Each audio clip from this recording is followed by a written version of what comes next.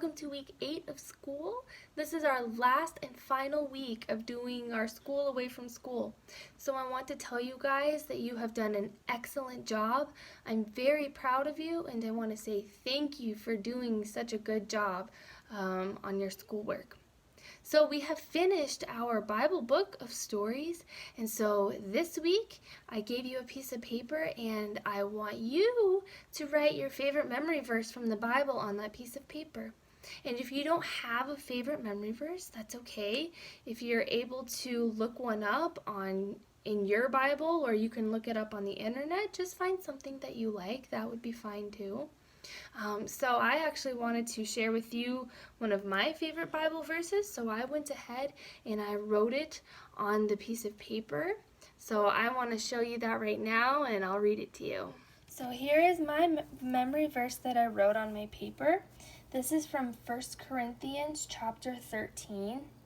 And the original text is verses 4 through 7, but I was only able to fit 4 through 6 on my paper here. So I'll read you what I was able to fit on here. It says, "Love is patient, love is kind. It does not envy, it does not boast. It is not proud. It is not rude. It is not self-seeking. It is not easily angered. It keeps no records of wrongs." That's 1 Corinthians 13, verses 4 through 6. Okay? And here, I'll show you the rest of the paper here. As you can tell, I messed up a little bit and I had to do some cutting and pasting, but that's okay. I still had fun coloring it, and I was able to use these fun colored pencils, and they kind of have like different shades. I know it's kind of hard to see, but they have different colors at the tips of them. So that was a lot of fun to use. Anyway, I had a really fun time writing and decorating my memory verse. And now I want to share a little bit with you about why I like that verse so much. So a lot of times the Bible tells us that we need to be loving, we need to love our neighbors, we need to love God. And sometimes I have to ask myself, what does love look like? What does that mean? Sometimes I need ideas of how I can show love. And so this memory verse gives me some ideas and gives me some ways of how I can show love. And actually, the first two sentences, love is patient and love is kind, that is a verse that I say a lot in my head, because sometimes if I'm not always feeling very loving or very like I want to be nice to my friend or to my parents sometimes, or to my neighbor or whoever, and sometimes I might feel angry or upset, I need to remember love is patient and love is kind. So when I remember that memory verse, it helps me to realize to not act out in anger. Don't say angry things in the moment, okay? I have to remember that love is patient and love is kind.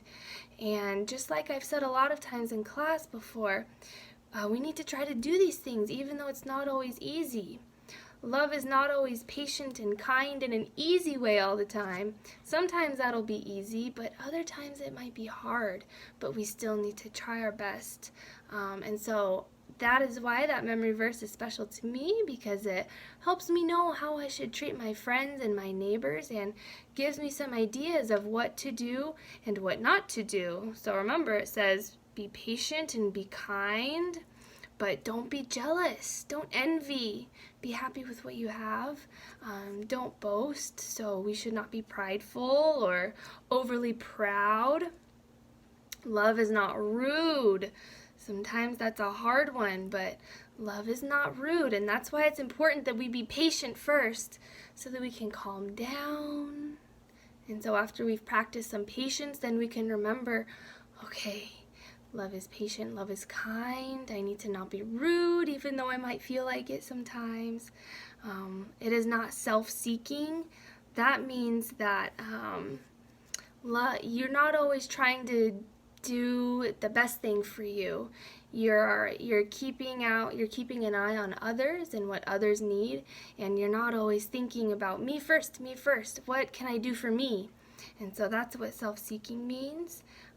Love is not easily angered, and it keeps no record of wrongs.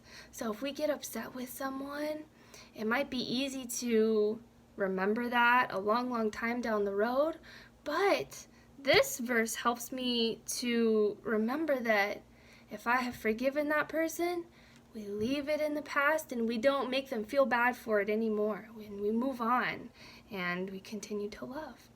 Okay, so that's a little bit about one of my favorite verses and why it's special to me.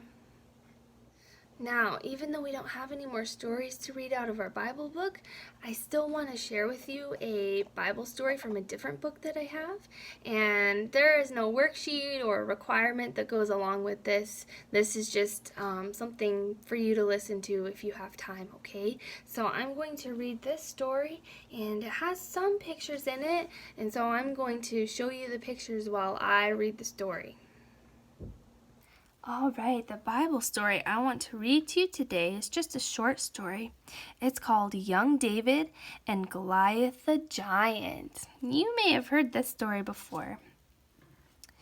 In the time of King Saul, the Philistines made war on the people of Israel, and in the army of the Philistines was the giant Goliath.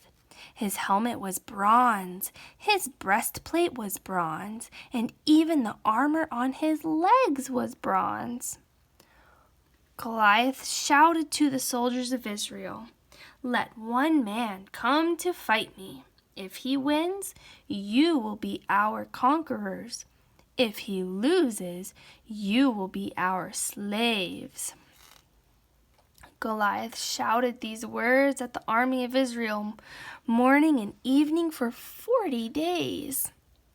Saul and his soldiers were terrified at the sight of this huge man.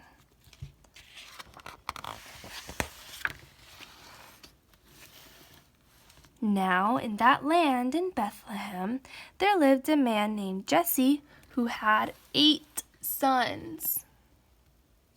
The 3 oldest sons were soldiers in the army of Israel. The youngest, David, was a shepherd who watched over his father's flock. Jesse said to David, "Go, bring your brothers this bread and cheese. Then come back and tell me if they are well, for they are in the valley with the army of Israel." When David came to the valley, he saw the 2 armies facing each other. He saw Goliath come forward and heard the words he was shouting. The Israelites told David, "The king will heap great riches on the man who kills this giant."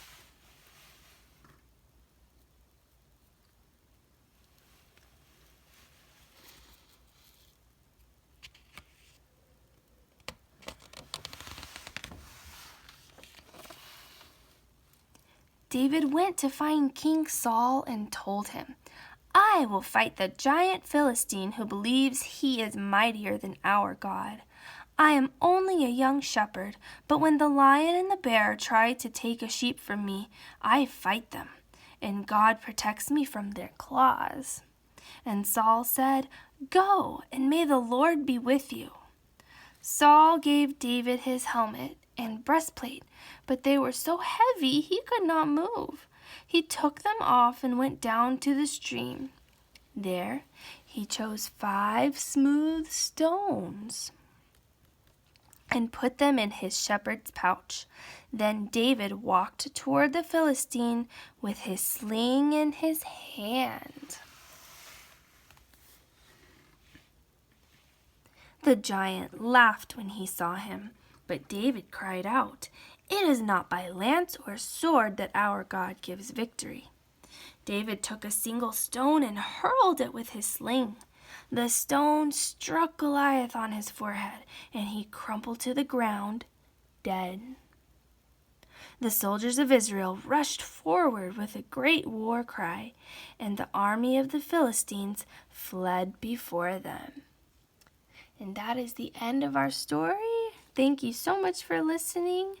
Good luck to you guys this week. I love you all and I miss you very much. I'll see you next school year.